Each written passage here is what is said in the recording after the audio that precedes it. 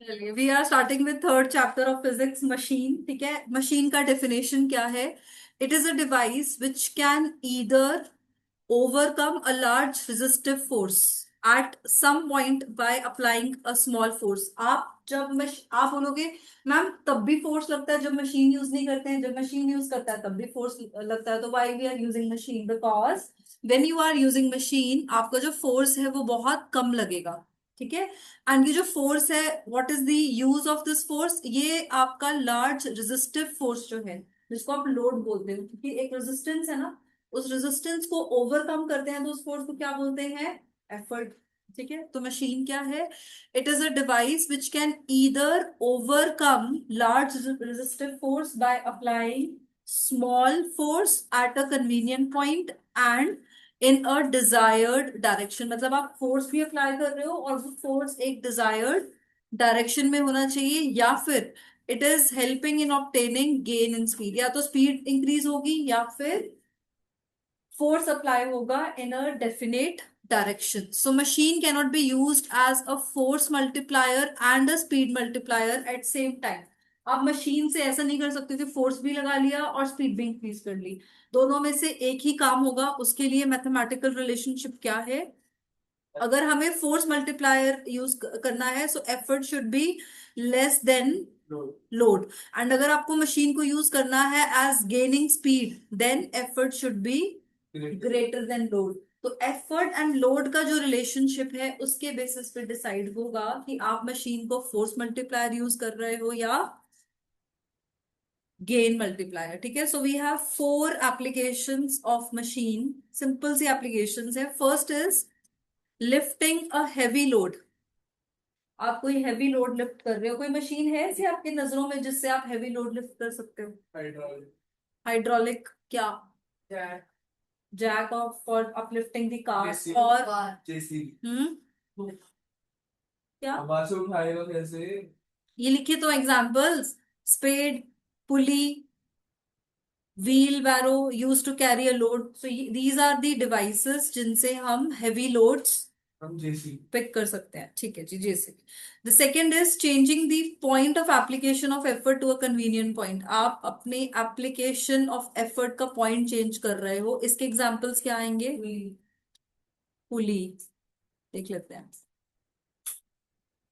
The rear wheel of a cycle is rotated by applying effort on the pedal। pedal, आप pedal पे effort लगा रहे हो और उससे आपका wheel जो है वो change हो रहा है। ठीक है। The third is changing direction of effort to a convenient direction। हम effort का direction change कर रहे हैं, हम load का direction change कर रहे हैं। And last is fourth application क्या है? Obtaining a gain in speed move, जैसे कि greater movement of a load by a smaller movement of effort. Effort कम लगाओगे तो लोड ज्यादा मूव होगा। Example, pair of scissors. Scissor में क्या होता है? आप फिंगर डालते हो ब्लेड में, उसे सिजर मूव करते हो, लेकिन सिजर के ब्लेड जो है वो ज्यादा डिस्टेंस कवर करते हैं, आपका फोर्स कम लगता है। ठीक है, तो यहाँ पे we are increasing the speed. ठीक है जी, डेफिनेशन हो गया। उसके बाद कुछ टेक्निकल टर्म्स हैं। लोड क्या है बेटा जी? रेजिस्टिव और opposing force to be overcome by a machine. वो फोर्स जिसको मशीन ने ओवरकम करना है, that is called load. The force applied on the machine is called effort. Then you have mechanical advantage. ये सब पहले किया हुआ है, so that is load divided by effort. दोनों फोर्स ही है ना, तो क्या इसका यूनिट होगा मैकेनिकल एडवांटेज का? अगर आप दोनों सेम टर्म्स को डिवाइड कर रहे हो तो that is a unitless quantity. तो मैकेनिकल एडवांटेज की यूनिट नहीं होती है। ठीक है।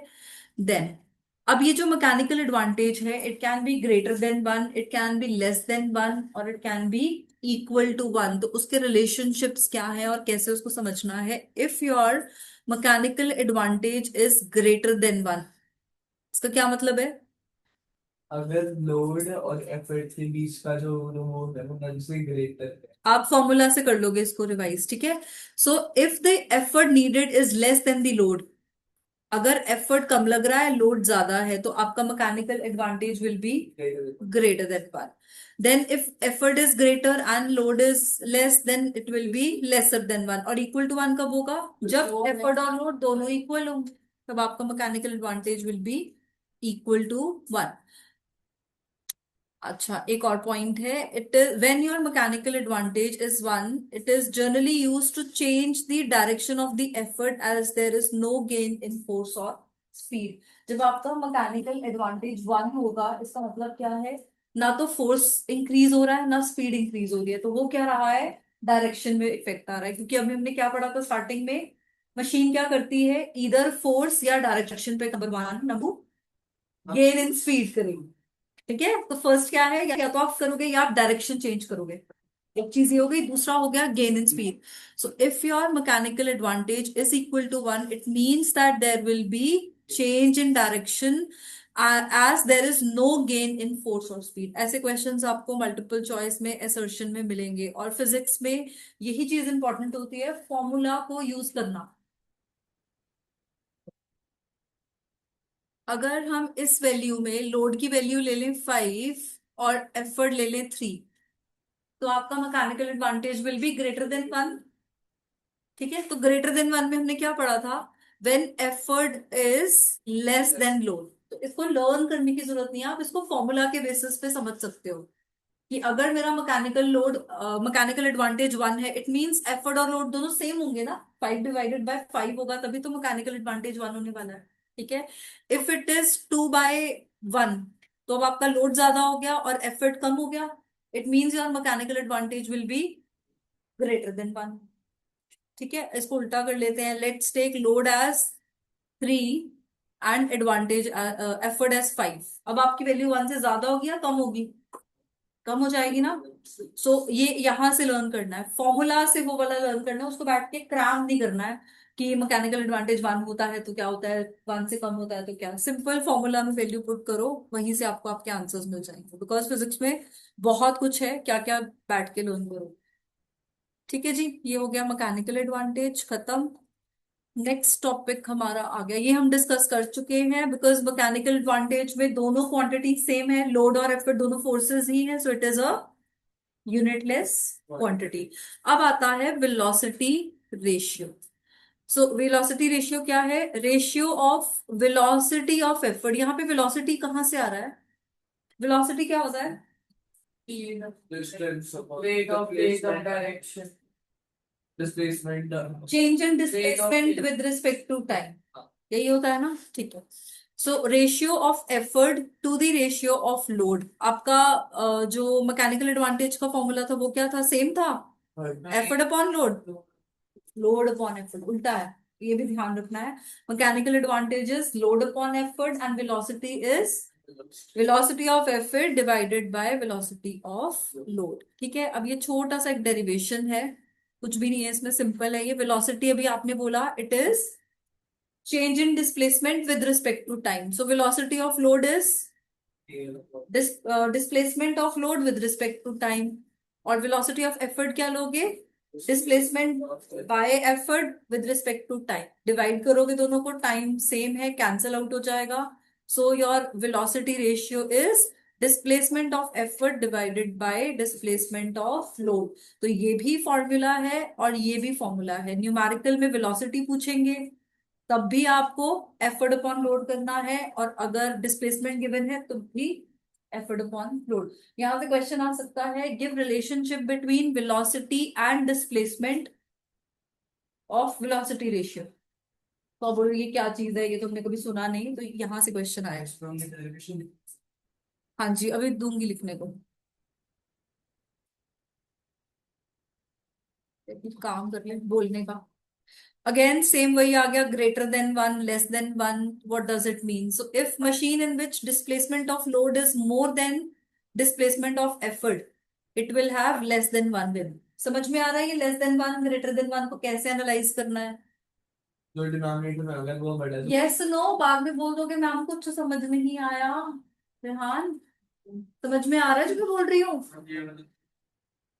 वही बात है बेटा जी। अगर आपका एफर्ट का वैल्यू इज ग्रेटर, सपोज ये 5 है और ये 3 है, तो आपकी total value will be greater than 1। तो वो यही बोल रहे हैं that machine in which displacement of load is more than displacement of effort, it will B less then 1। तो अगर इसको उल्टा कर लो, 3/5 कर लो, तो आपका आंसर लेस देन 1 आएगा ना। तो वो उसी स्टेटमेंट को बोल रहे हैं, बस आप वैल्यूज पुट करके एक बार समझ लो, आपको वो क्वेश्चंस इजी लगने लग जाएंगे। तो 1 हो जाएगा। If both values are same, then it will be equal to 1. So velocity ratio of a machine is 1 cup when displacement of load is equal to displacement of effort. ऐसा कब होगा? A machine generally changes the direction of effort. तो अगर आपका velocity ratio का value 1 आता है, it means that there is change in direction of effort. तो ये चीजें समझनी है, यही इंपॉर्टेंट है फिजिक्स में। 11th 12th में जाओगे यही चीजें आएंगी वहां पे, ठीक है। अगेन डिस्प्लेसमेंट अपॉन डिस्प्लेसमेंट है, metre upon metre, it is a unitless quantity. अब वर्क इनपुट क्या होता है? कितना एफर्ट डाला गया। Work done on a machine by the effort, ठीक है ना। इनपुट है तो ऑब्वियसली एफर्ट होता है ना इनपुट। सो सिंपल है, W input, work done by the effort, and work output क्या होगा? Work done by the machine on the load. तो हमने पहले मशीन पे एफर्ट डाला, फिर मशीन ने लोड पे वर्क किया। Work done by the function by the effort on the machine, or work done by the load on the machine, by the machine on the load. Efficiency क्या है? कितना efficiently, कितना easily machine उस work को use कर सकती है, ठीक है। So efficiency of a machine is the ratio of work done on load by the machine to the work done on machine by the effort. Machine ने load पे कितना काम किया डिवाइडेड बाय हमने मशीन पे कितना वर्क डन किया, input दिया उसको। Output. आप कार में जितना एक्सीलरेटर प्रेस प्रेस करोगे उतनी ही उसकी स्पीड इंक्रीज हो जाएगी ना। तो वही है आपका इनपुट एंड आउटपुट। तो वो गाड़ी आपको आउटपुट दे रही है by increasing the speed. So efficiency is the ratio of work output divided by work input, and it is denoted by symbol eta. इसको ऐसे कैपिटल एन की तरह लिखना, मतलब एन थोड़ा नीचे को करके लिखना होता है, ठीक है।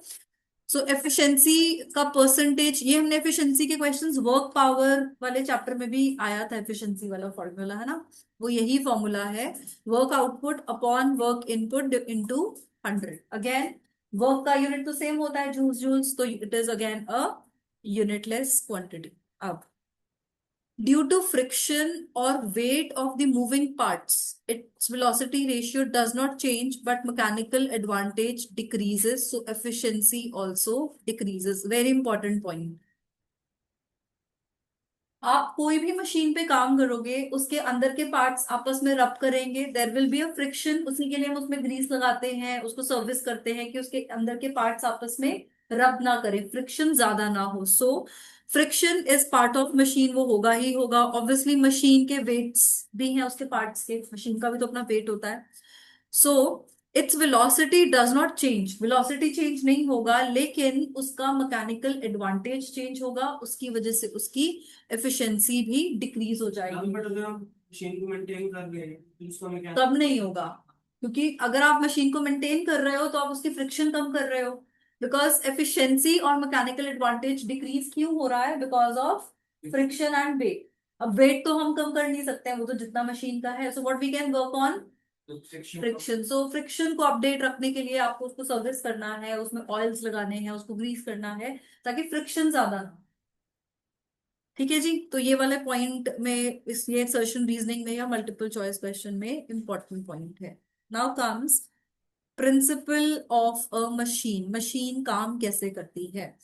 So when energy is supplied to the machine, it overcomes the load by doing some useful work on it. आप ऑब्वियसली कोई भी मशीन इमेजिन कर लो, कार इमेजिन कर लो, आप उसमें एनर्जी सप्लाई करोगे in the terms of fuel and in the terms of your mechanical energy. Fuel डाल लिया, गाड़ी थोड़ी ना चलेगी, आपको उसको चलाना भी तो पड़ेगा, फोर्स लगानी पड़ेगी, right. So we are supplying energy to the machine, and machine उसके बदले हमें क्या देगा? लोड को ओवरकम करेगा। जो लोड क्या होता है?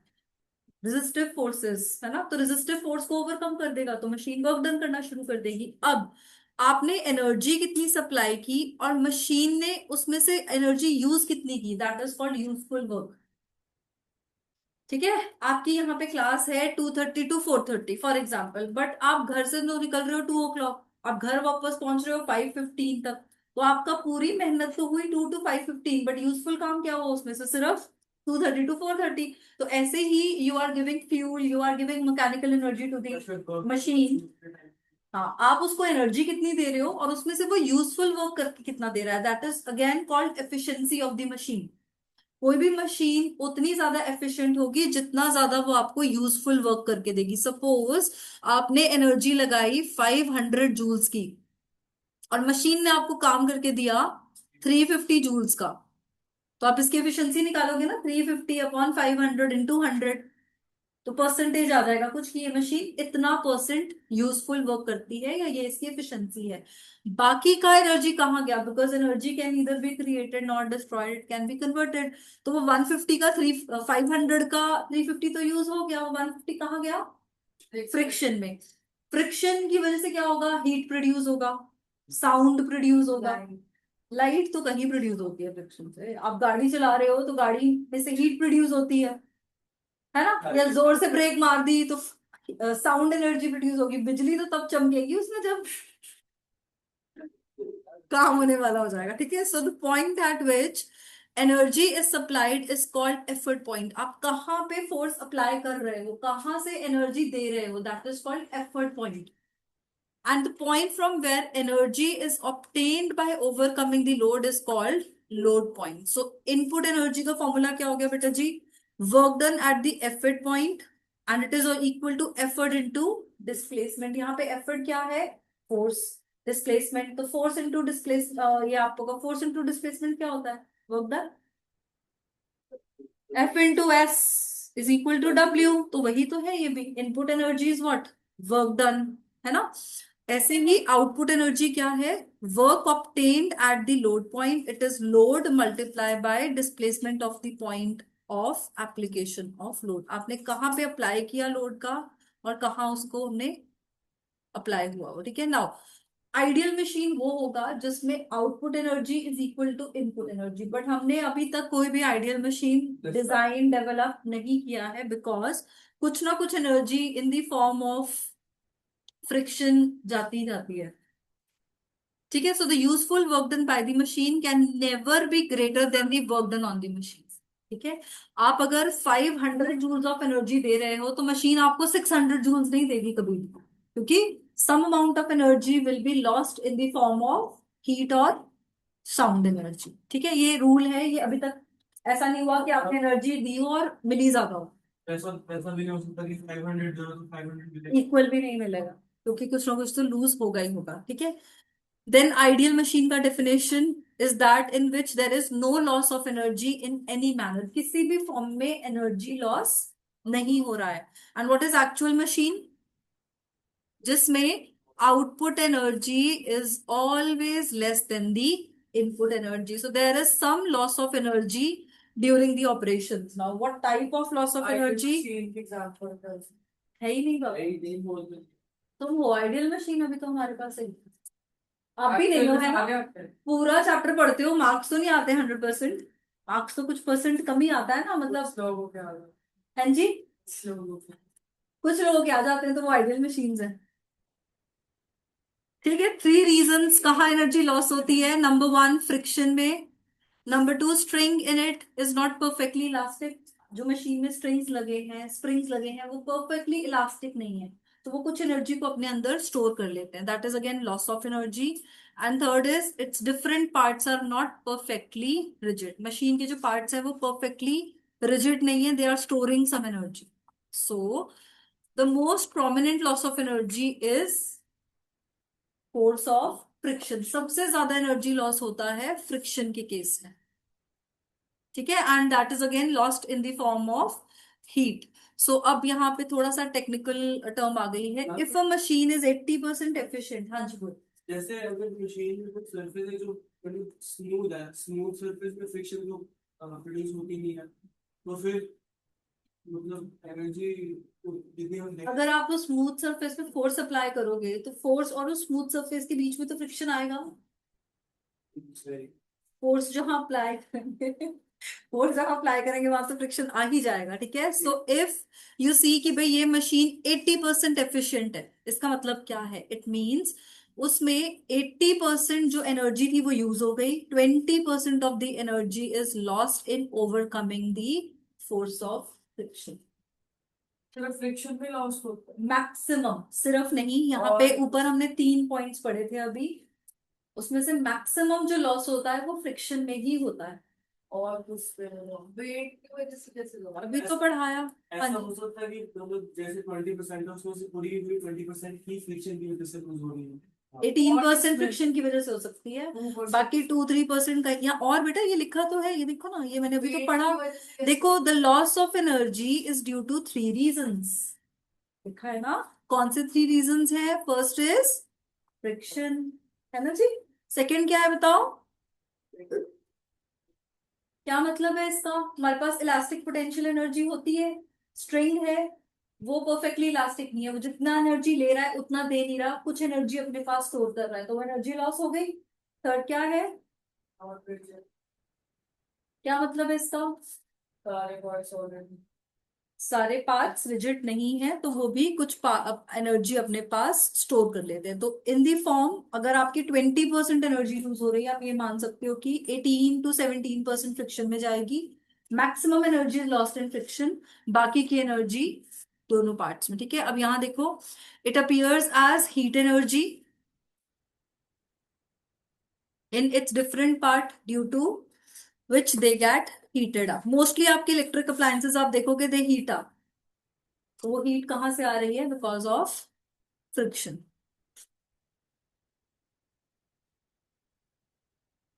इसलिए लिवर्स, लिखो हेडिंग लिवर्स बेटा जी। Simplest kind of machines are levers. ये क्या है? दे आर रिजिड, स्ट्रेट और bend bars which are capable of turning about a fixed axis. तो एग्जांपल है हमारे पास किसी लिवर का? First class second iron rod pulley iron rod lever है? हो सकती है। हो सकती है, कैसे? आयरन रॉड है, उसको एक एंड से लग रहा है और एक एंड से किसी चीज को उसने पुल कर रहा सही है। ठीक है जी, लिख लिया डेफिनेशन। है। उसके बाद फलक्रम का डेफिनेशन लिखेंगे आप लोग। The axis about which the liver turns passes through a point of the liver is called fulcrum.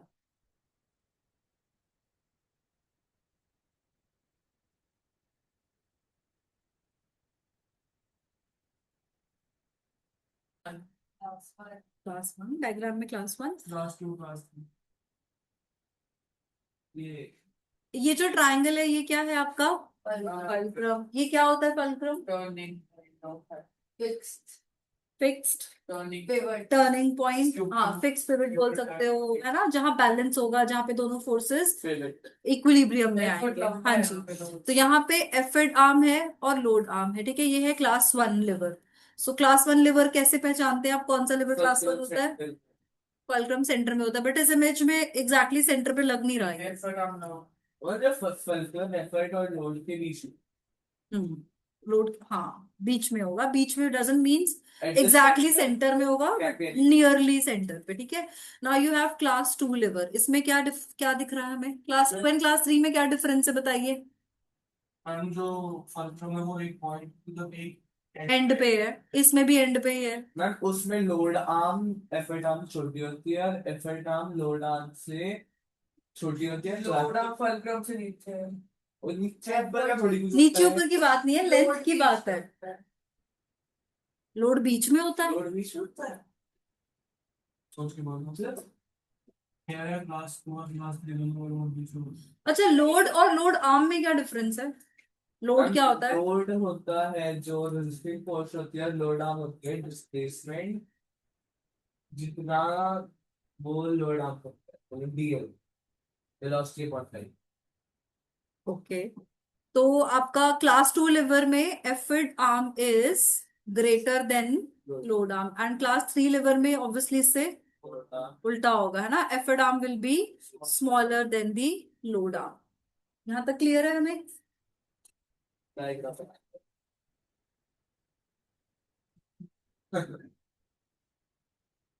चलो फिर आगे चले। डायग्राम नहीं चला। बनाएंगे बनाएंगे, डायग्राम भी बनाएंगे।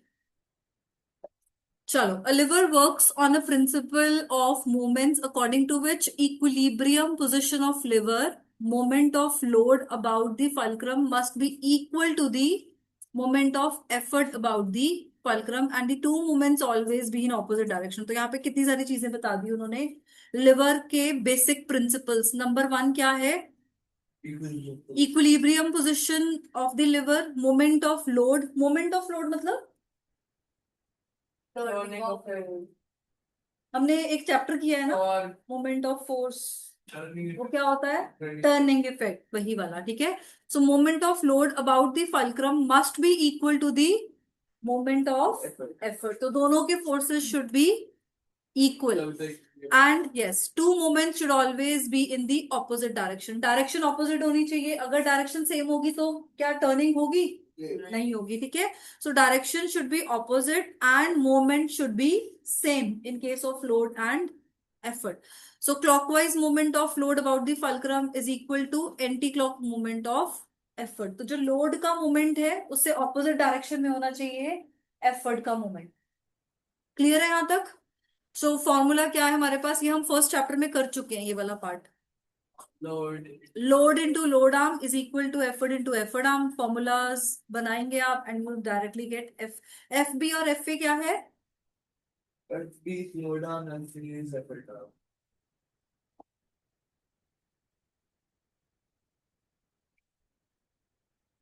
ठीक है. फिर आपके आगे अगेन मैकेनिकल एडवांटेजेस की values. Mechanical advantage is equal to the ratio of length of effort arm divided by load arm. So if both arms are equal आपका मैकेनिकल एडवांटेज इक्वल टू 1 होगा. एफर्ट आर्म अगर बड़ा है तो mechanical advantage is again greater than 1, और अगर effort arm small है तो mechanical advantage will B less then 1.